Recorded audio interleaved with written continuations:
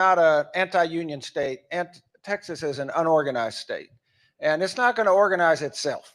And we have to be serious about organizing. And our next speaker is serious about organizing. He is a proud third-generation member of Laborers Local 795 in New Albany, Indiana. And one of the things that is really impressive to me is that during his first year as general president, our next speaker launched Laborers Rising, which was a union-wide initiative to mobilize their members through their local unions, to volunteer in all the different activities that the union does. And he's not messing around, in that his goal is to double the union's membership to 1 million members, double their membership. And they have one of the largest union infrastructure organizing structures in this country, y'all. They are serious. And what's more, and this is the part that I want you all to know, they are investing in Texas. This year, they've brought hundreds of organizers to Texas. It's not just because Jeremy's not getting the job done. I mean, but they have brought their people here. They are bringing their people here. They're organizing here. They're on the social media. They're doing all the things to communicate to workers that there is a better life ahead if they join with their union. And I want you all to give a very, very enthusiastic Texas welcome to President Brent Booker of the Laborers International Union of America.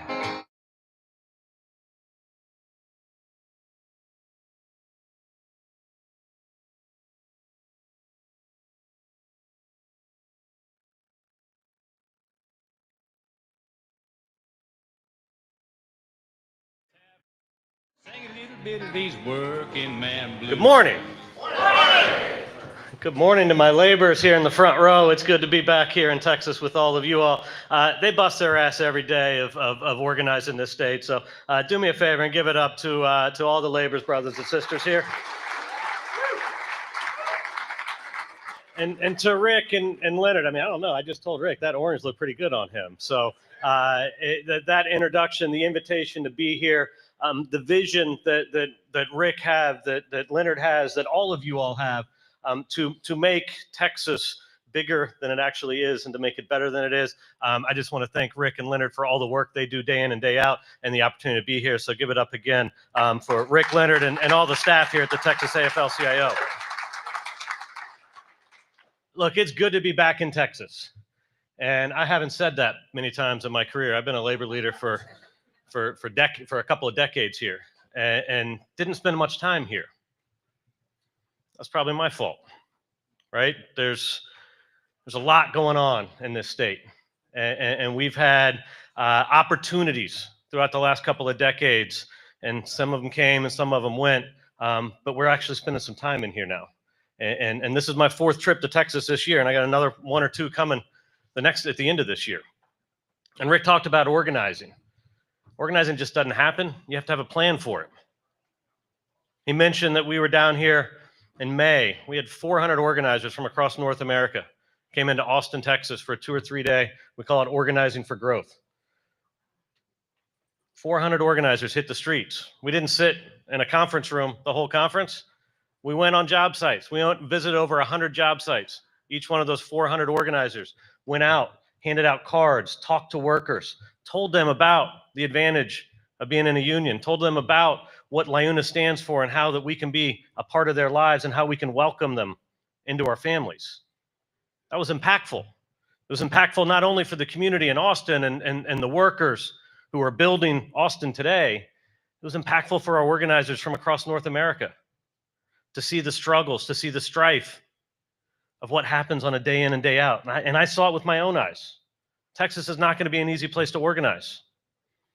And one of the things I learned when I was here and talking in a room, it's pretty cool to be in a room full of 400 organizers, I'll tell you that. And one of the things that they talked about, one of the things that I learned, and one of my big takeaways from that conference, it's not just organizing, it's reorganizing. The state used to be one of our highest market share density states in the country several decades ago. Powers came together. We showed a video. I learned a lot. Right to Work was born right here in this state. That's right. And Texas went from an organized state to an unorganized state, at least in our union. And we saw what happens when the powers that be bring right to work laws, who pitted classes of people, whether it was Mexican immigrants against whites, black immigrants against whites, whoever it was, they used race to divide us. Well, we need to use our union cards to unite us.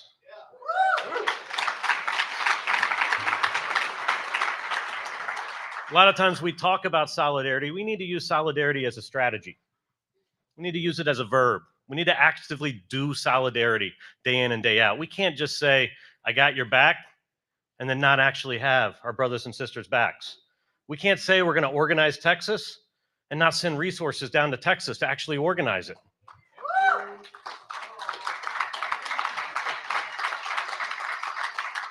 And that's why we have, in our region, it's the Midwest region, 10 states. We have 32 organizers on staff, most of them up in Illinois, Indiana, in the upper Midwest. All 32 of those organizers spend time in Texas once a month now.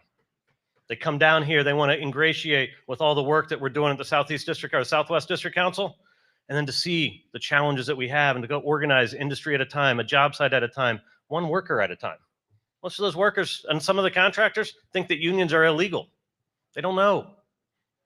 It's not their fault, that's our fault.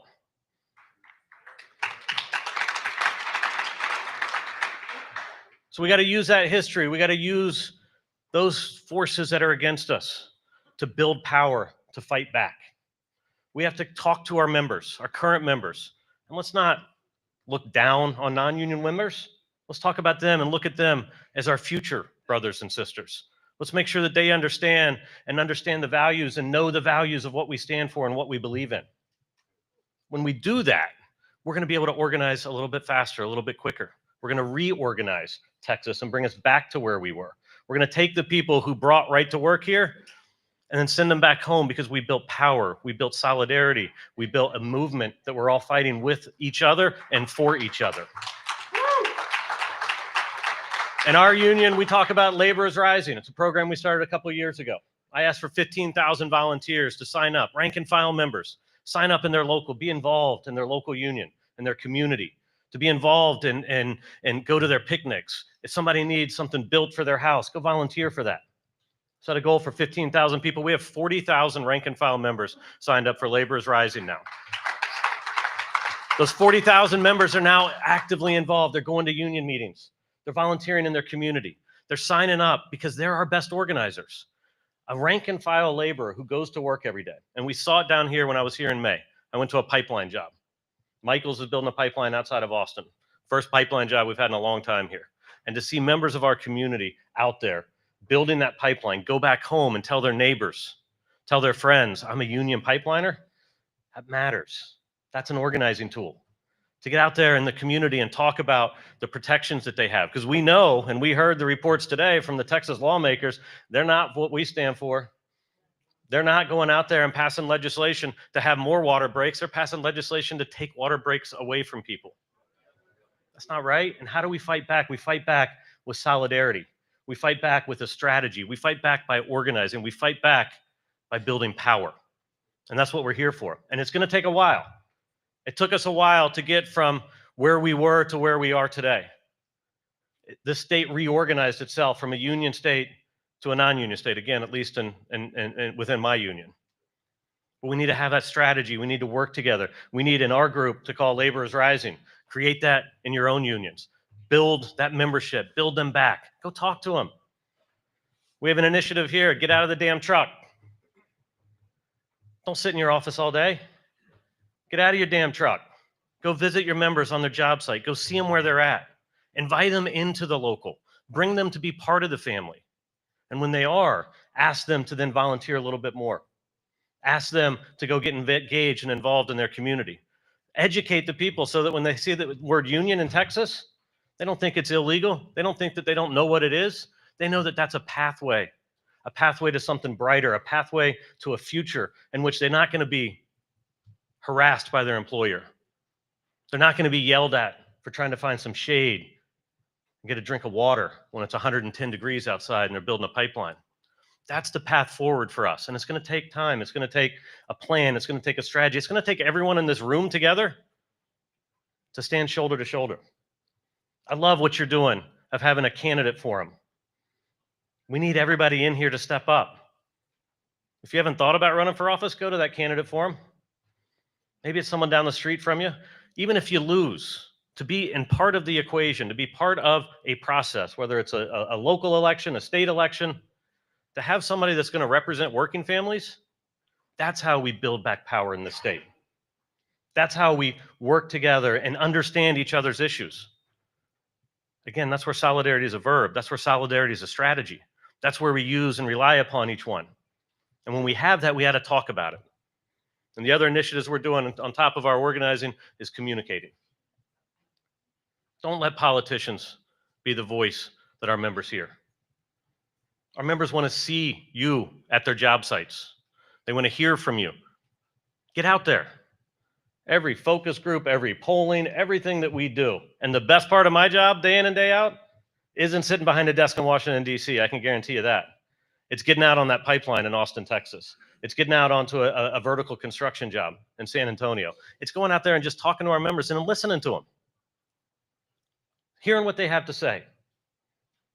And when you do that, you build that relationship and you invest in them and they see that you're invested in them. Don't just be a dues collector.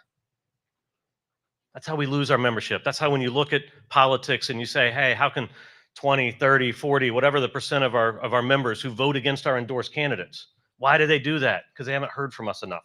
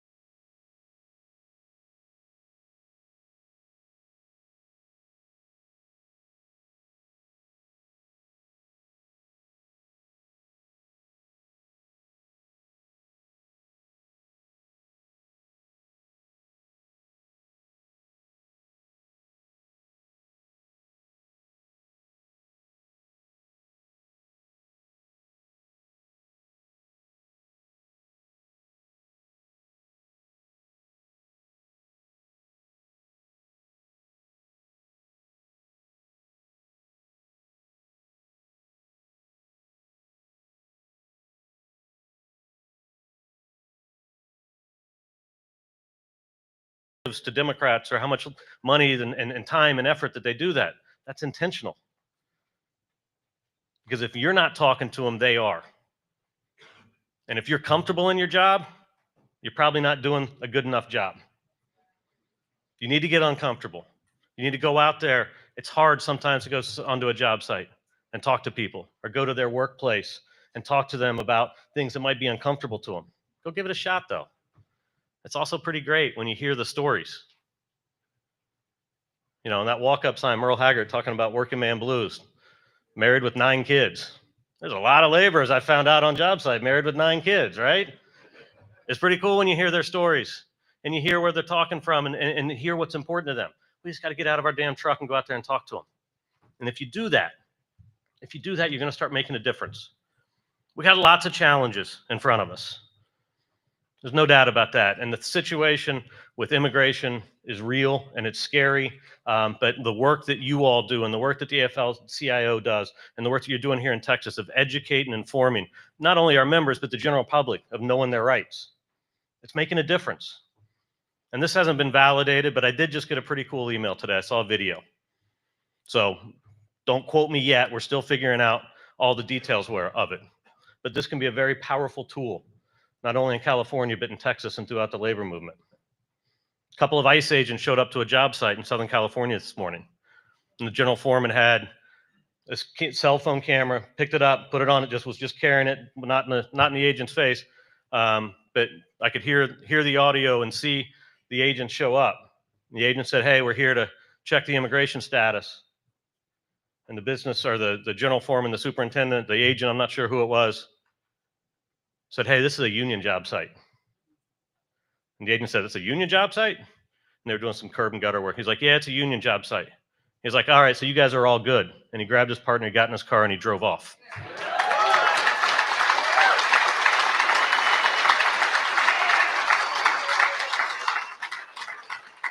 We got to figure out how to use a tool like that to organize, to build faith with the immigrant community. We got to continue the trainings that we're doing to make sure that whether they're members or just somebody that came to this country and trying to make a difference, that they got somebody that's got their back. When we talk about solidarity as a strategy, let's show solidarity with the immigrant community. Let's figure out how we, absolutely. Let's figure out how we use a video like that. Once we get it all valid and I make sure that it's legit and it's real, let's figure out how do we tell that story so that we can go to a job site, whether it's in LA or San Antonio or Austin or anywhere and everywhere in between, and have people understand what the union stands for. That's how we're going to reorganize Texas. We need a labor movement as big as Texas. We did set a goal of 1 million members. It sounds daunting. Sounds hard. Within that goal, we also found some stats and figures. In Texas alone, right now, there's $151 billion of work that we're tracking. $151 billion. And for decades, we've just said, you know what, we'll get what we can get. We didn't have a strategy. We didn't rely on each other. We didn't stand shoulder to shoulder with the rest of the labor movement. That changes.